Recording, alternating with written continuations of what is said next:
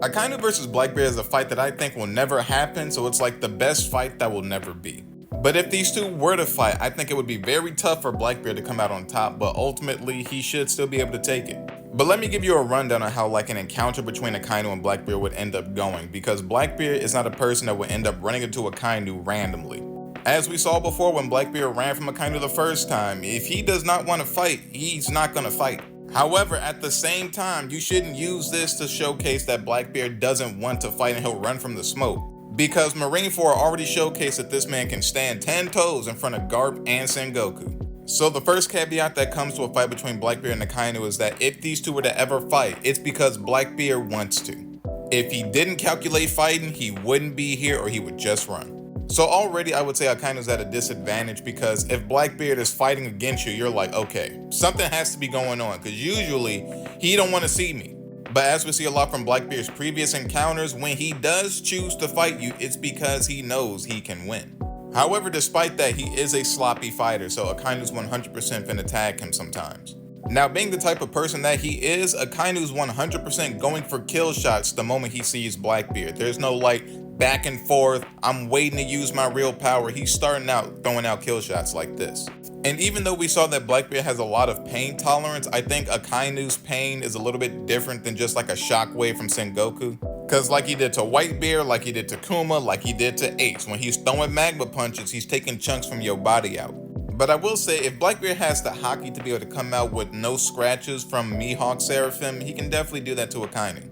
And this isn't to say that the Mihawk Seraphim is stronger than Akainu, but it's to showcase that Blackbeard is very competent in hand-to-hand combat and he can come out even with no scratches versus something like this. So his hockey is not terrible. That's the main point that I'm getting across here. So with the fight starting and Akainu going for kill shots, I can definitely see Blackbeard not being like this, but more so being like this, where he's able to like stop the attack that Akainu was throwing his way.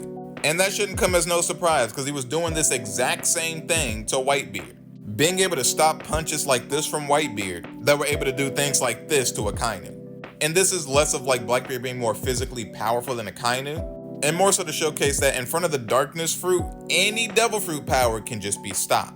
Magma kill shot, black hole, he'll just stop it with one hand. And the same way Whitebeard was able to do this to Akainu, Blackbeard will be able to follow up and do the exact same thing, but worse. And that's because against Law, we saw that Blackbeard can infuse Haki into his Quake Punches. Something that we know that Whitebeard couldn't really do due to his old age and sickness. So not only would Blackbeard be able to completely remove his Logia properties on contact with any of his moves, you know, at least the ones extending from his body, but then Blackbeard can follow up with a Quake Punch that has Haki in it, which would do so much damage to Akainu, he may not get back up. But this man is like the strongest Marine, so let's say he definitely will get back up from this, and he will also want to use his Awakening. Which, while vaguely defined, was still able to do this to Punk Hazard, so there's still a lot of power there. But the thing is, Blackbeard also has a Logia Devil Fruit. Not only that, but Blackbeard is pretty evil, so the same way that Akainu's like a really big hothead and I can see him awakening his fruit, I see Blackbeard already being awakened with this. That's what we cut away from all of his fights. And we've already seen several times that he can spread his like Darkness Fruit around the area that he's fighting in. If he can do that, then he can probably cut off Devil Fruit powers from a long range away. So imagine a Punk Hazard like this, only half of it's magma and the other half is just pitch black. But unlike any other Logia that Akainu could fight, touching the black from Blackbeard can just turn off your Devil Fruit probably. And I'm not saying that Akainu's not strong without it, because I'm pretty sure you can still, you know, you can hurt Blackbeard with a couple of punches or kicks. But the same guy that was able to survive Sengoku's shockwave punches in his Buddha form is probably not getting taken down by Akainu if he's unable to use his Devil Fruit. Cause it's like I pointed out against S-Hawk, Blackbeard is no slouch when it comes to hand-to-hand combat.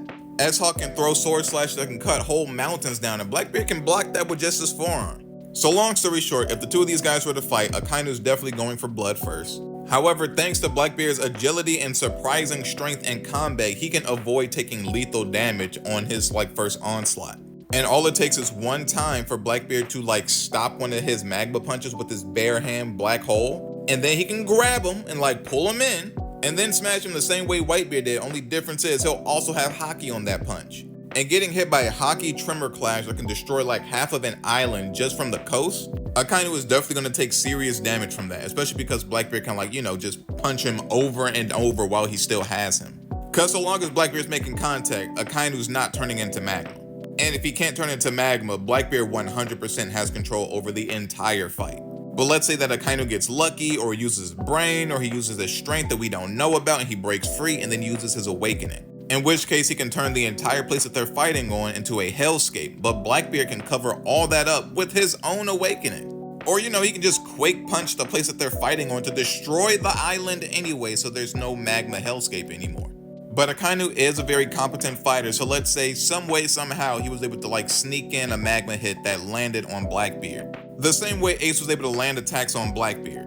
Only since, he has magma, it's gonna do way more damage. So, let's say Blackbeard walk away, he'll probably have a hole in his shoulder or something. But by that point, Akainu will probably be at the bottom of the sea, so I got Blackbeard taking it very convincingly. Quick side note, I'm about to be going live reading the new One Piece chapter, so you want to come by and just, hang out, chill out, you can come and do that.